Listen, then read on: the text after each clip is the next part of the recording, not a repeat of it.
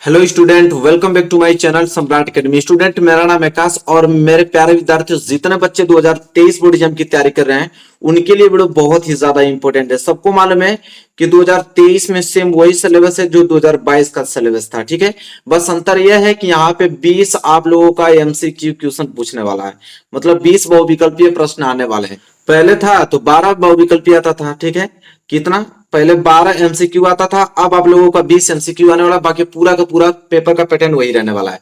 अगर आप 2022 का मैं पूरा का पूरा समाज विज्ञान का पेपर आप लोगों को सॉल्व कराने वाला हूं, जो कि कोड 825 BY है, और इसको अच्छे से समझ लेते हो तो बहुत ज्यादा बेनिफिट हो जाएगा आप लोगों को 2023 बोर्ड एग्जाम में। ठीक है, आपको पूरा पेपर पैटर्न समझ में आ जाएगा कि क्वेश्चन कहां से पूछ रहा है, किस चैप्टर से अधिक पूछ रहा है। ठीक है, तो चलिए, वीडियो को लाइक नहीं किया तो लाइक कर दीजिए, चैनल पर नए तो चैनल को सब्सक्राइब कर लीजिए। सबसे पहले हम लोग पार्ट 1 करेंगे, जिसमें आप लोगों को ऑब्जेक्टिव क्वेश्चन देखने को मिलेगा। ये सारे ऑब्जेक्टिव क्वेश्चन रट जाइएगा, क्योंकि 2023 बोर्ड में 100% मैं आपको बता रहा हूं यहां से क्वेश्चन जरूर बनेगा।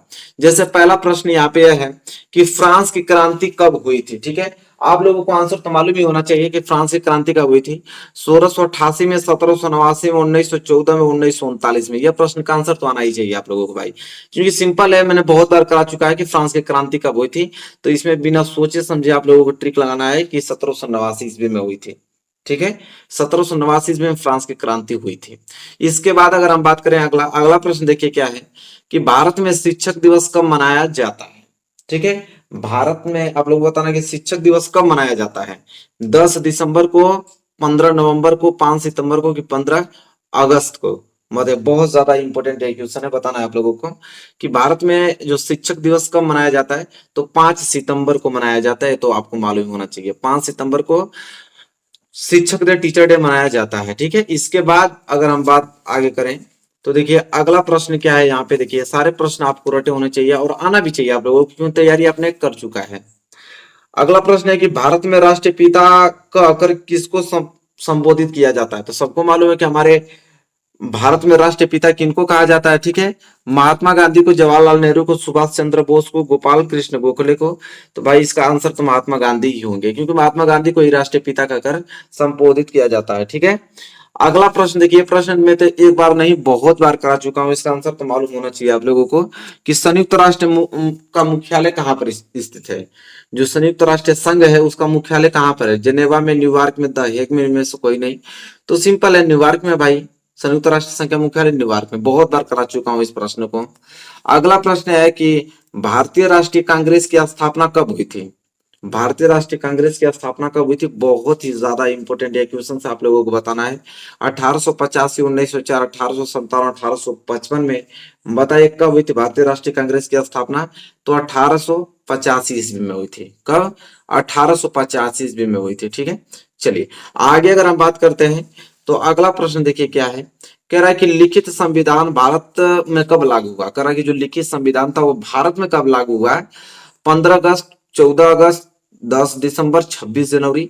क्या होगा इसका राइट आंसर बताइए। तो देखिए लिखित संविधान भारत में कब लागू हुआ, तो 26 जनवरी को लागू हुआ था। कब? 26 जनवरी को। चलिए आगे अगर हम बात कर लेते हैं तो देखिए अति लघु उत्तरीय महत्वपूर्ण प्रश्न देखिए ये कहां से क्वेश्चन पूछा हुआ है। कह रहा है कि भारत के किन्हीं दो पड़ोसी देशों के नाम बताइए। तुमने बताया था श्रीलंका, बांग्लादेश, आप बता सकते हो, नेपाल। ठीक है, तो भारत के किन्हीं दो पड़ोसी देशों के नाम। तो बहुत ही ज्यादा सिंपल इसका, मैंने तो इंपॉर्टेंट क्वेश्चन में बहुत बार करा चुका हूं इस क्वेश्चन को। अगला क्वेश्चन है कि भारतीय विदेश नीति के कोई दो सिद्धांत बताइए। विदेश नीति के कोई दो सिद्धांत पूछा, ये भी क्वेश्चन में करा चुका हूं। संयुक्त राष्ट्र संघ की सुरक्षा परिषद के दो अस्थायी सदस्य देशों के नाम लिखिए। तो देख रहे हैं ये क्वेश्चन जो है कहां से क्वेश्चन पूछे जा रहे हैं, छोटे छोटे क्वेश्चन है। हालांकि हमने इंपॉर्टेंट क्वेश्चन में जब आप लोगों को बताया है तो सारे क्वेश्चन को हमने इंक्लूड कराया है। और ये प्रश्न तो बहुत ही ज्यादा इंपॉर्टेंट, इसको तैयार रखना आप लोग कि भारत छोड़ो आंदोलन के किन्हीं 3 कारणों का उल्लेख कीजिए। या तो अगर ये प्रश्न नहीं आएगा तो अथवा कर में, अथवा करके एक प्रश्न दिया हुआ इसको कर लीजिएगा कि भारत में लोकतंत्र की सफलता के लिए आवश्यक किन्हीं 3 दशाओं का उल्लेख करना है। तो समझ रहे हैं ना, इन दोनों में से कोई एक ही आपको करना है। इंपॉर्टेंट क्वेश्चन से वाला बहुत ज्यादा कि भारत छोड़ो आंदोलन के 3 कारण के उल्लेख कीजिए। तो ये प्रश्न रटे होने चाहिए आप लोगों को। इसके बाद आगे बात करें तो ये वाला प्रश्न देखिए कितना महत्वपूर्ण है कि असहयोग आंदोलन के मुख्य कारण क्या थे। इंपॉर्टेंट क्वेश्चन पे हमने करा चुका है आप लोगों को कि असहयोग आंदोलन के मुख्य कारण क्या थे। अगर ये क्वेश्चन का आंसर नहीं मालूम है तो अथवा करके एक ऑप्शन और दिया हुआ है आपको कि प्रथम विश्व युद्ध के 3 परिमाणों का उल्लेख कीजिए। ठीक है, प्रथम विश्व युद्ध के किन्हीं 3 परिमाणों का उल्लेख करना है। और ये प्रश्न नंबर 11 बहुत ज्यादा इंपॉर्टेंट है अगर हम बात करें। दीर्घ उत्तरीय प्रश्न की बात कर लेते हैं। देखिए लॉन्ग इंपॉर्टेंट क्वेश्चंस आप लोगों का है। देखिए दीर्घ उत्तरीय लॉन्ग टाइप क्वेश्चंस करा कि यूरोप में राष्ट्रवाद के विकास में संस्कृति का योगदान को दर्शाने के लिए 3 उदाहरण दीजिए। और यह प्रश्न तो इंपॉर्टेंट है भाई, वो इंपॉर्टेंट हो चाहे नहीं, ये तो होना ही चाहिए कि जर्मनी के एकीकरण की प्रक्रिया के बारे में संक्षिप्त आपको लेख लिखना है। 6 नंबर के लिए जर्मनी का एकीकरण, इटली का एकीकरण, ठीक है, ये दोनों आप लोगों को रटे होना चाहिए। जर्मनी के एकीकरण और दूसरा है कि इटली के एकीकरण। ये नहीं देगा तो उसको जरूर इंक्लूड करेगा, इतना याद रखिए आप लोग। ठीक है, तो ये प्रश्न याद होने चाहिए। इसके बाद हम बात करें तो लोकतांत्रिक शासन की किन 2 चुनौतियों का उल्लेख कीजिए। ये वाला प्रश्न अथवा करके दिया है कि भारतीय लोकतंत्र में राजनीतिक दलों की भूमिका का वर्णन कीजिए। दोनों प्रश्न आप याद कर लीजिएगा, ये दोनों प्रश्न इंपॉर्टेंट हैं। ठीक है, इन दोनों प्रश्नों को रट जाइएगा, 2023 में यहां से प्रश्न जरूर बनेंगे। इसके बाद देखिए तो मानचित्र कार्य है। ठीक है, मानचित्र यहाँ पे कार्य है। मानचित्र कार्य में आप लोगों को करा दूंगा, टेंशन लेने की जरूरत नहीं। एक वीडियो बनाऊंगा तो मानचित्र कार्य करा दूंगा आप लोगों को। यहाँ से मानचित्र कार्य हटाते हैं, यहाँ से आइए। अब हम देखने वाले हैं पार्ट बी। मानचित्र कार्य को मैं एक अलग से वीडियो बनाऊंगा आप लोगों को मानचित्र लिया कर, और उसमें अच्छे तरीके से समझा दूंगा आप लोगों को। देखिए दूसरा यहाँ से है कि निम्न में से कौन सी रोपड़ फसल है। बहुत ज्यादा इंपॉर्टेंट। अब यहाँ से हमसे पूछ रहा है कि निम्न में से कौन रोपड़ फसल है। गेहूं, चना, गन्ना की मूंगफली। सबको मालूम है कि रोपड़ फसल आपकी क्या है, गन्ना है। ठीक है, कह रहा है कि रोपड़ फसल क्या है, तो गन्ना है। इसके बाद हम बात करें, अगला प्रश्न क्या है कि निम्न में से कौन सा संसाधन पुनः चक्रीय है। देखिए पुनः चक्रीय क्या है, लोहा, पवन ऊर्जा, ज्वारीय ऊर्जा, पशुधन। बहुत इंपॉर्टेंट है, बताइए क्या होगा। निम्न में से कौन सा पुनः चक्रीय, तो लोहा आपका क्या है, पुनः चक्रीय। क्या है, लोहा जो है आपका पुनः चक्रीय है। ठीक, चलिए आगे अगर हम बात कर लेते हैं, अगला प्रश्न देखिए क्या है। अगला प्रश्न आप लोगों का यह है, कोरबा प्रसिद्ध है प्राकृतिक गैस के लिए, कोयले के लिए, सौर ऊर्जा के लिए, बॉक्साइट के लिए। सबको मालूम है कोरबा जो प्रसिद्ध है भाई कोयले के लिए। को से कोरबा, को से कोयला, याद रख लीजिएगा, बहुत ज्यादा इंपॉर्टेंट है, पूछता है। कोरबा प्रसिद्ध है तो कोयले के लिए प्रसिद्ध है। चलिए आगे अगर हम बात करते हैं प्रश्न नंबर 8 में, देखिए कह रहा निम्न में से कौन सी रेशेदार फसल है। कपास, जूट, प्राकृतिक रेशम, इनमें से सभी बताइए। निम्न में से कौन सी रेशेदार फसल, तो रेशेदार की फसल का मतलब कपास भी होता है, जूट भी, प्राकृतिक रेशम भी, इसलिए इनमें से क्या हो जाएगा, सभी हो जाएगा। इनमें से सभी हो जाएगा, सभी तो रेशेदार फसल है। चलिए आगे अगर बात कर लेते हैं, देखिए अगला प्रश्न क्या है कि निम्न पड़ोसी देशों में से मानव विकास के लिहाज से किस देश की स्थिति भारत से क्या है, बेहतर है। बांग्लादेश, श्रीलंका, नेपाल, पाकिस्तान। ठीक है, बताइए राइट आंसर क्या होगा।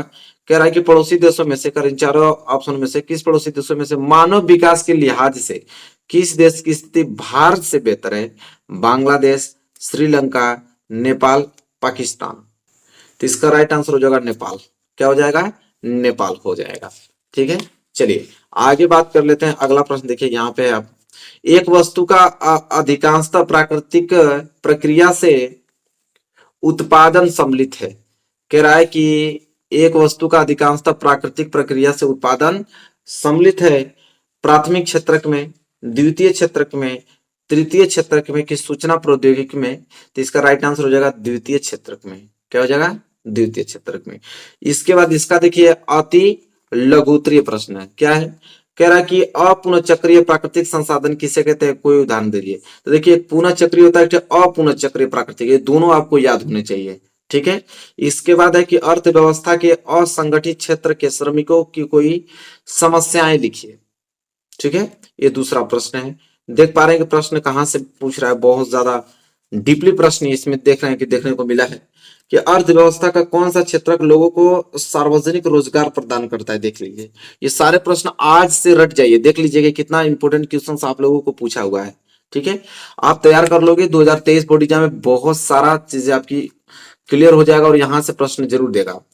लघु उत्तर की बात करें तो देखिए दिया है कि अर्थव्यवस्था के तृतीय क्षेत्र से आप क्या समझते हैं, उदाहरण से समझाइए।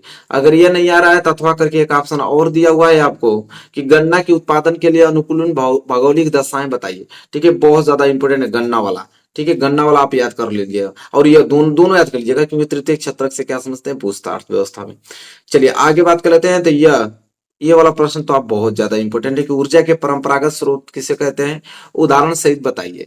नहीं आ रहा है तब आपको ऑप्शन बन रहा है कि विकास की पारंपरिक अवधारणा से आप क्या समझते हैं, ये बताइए।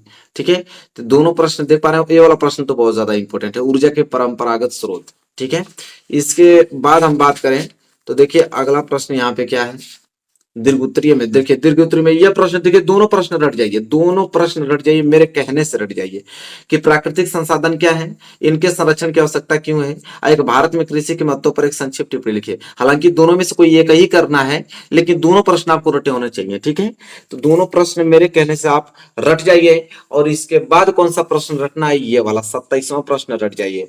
वैश्वीकरण किसे कहते हैं, वैश्वीकरण को संभव बनाने वाले कारक आपको बताना है, बहुत ज्यादा इंपॉर्टेंट है, रटे होने चाहिए। ये नहीं आ रहा है तब आपको उपभोक्ता के अधिकारों पर एक निबंध लिखिए, लेकिन हालांकि ये प्रश्न बहुत ज्यादा इंपॉर्टेंट है। और ऊपर वाला ये दोनों प्रश्न, ये दीर्घोत्तरीय के प्रश्न है, 3 प्रश्न अगर याद कर लोगे 100% मैं आपको बता रहा हूँ, यहाँ से दीर्घोत्तरीय प्रश्न जरूर, तीनों में से कोई ना कोई एक जरूर बनाएगा 2023 में। इसके बाद तो आप लोगों को मानचित्र कार्य है, मानचित्र कार्य हालांकि मैं करा ही दूंगा। तो यहाँ पे पूरा का पूरा हमने पेपर पैटर्न आप लोगों को समझा दिया, बहुत ज्यादा बेनिफिट होगा 2023 बोर्ड एग्जाम के लिए, मेरा वादा है। आप लोग बस अच्छे से कवर कर लो इसको। ठीक है, वीडियो कैसी लगे बताइए, वीडियो अच्छी लगे तो लाइक कीजिएगा, चैनल पर नए तो चैनल को सब्सक्राइब करके बेल आइकन को प्रेस कर लीजिए। डेली इंपॉर्टेंट क्वेश्चंस आपको हर एक सब्जेक्ट की मिल रही है, तो आप बने रहिए हमारे साथ, एग्जाम तक अच्छे तरीके से मैं आप लोगों को तैयारी कराऊंगा। तो चलिए मिलेंगे नेक्स्ट वीडियो में, तब तक के लिए धन्यवाद।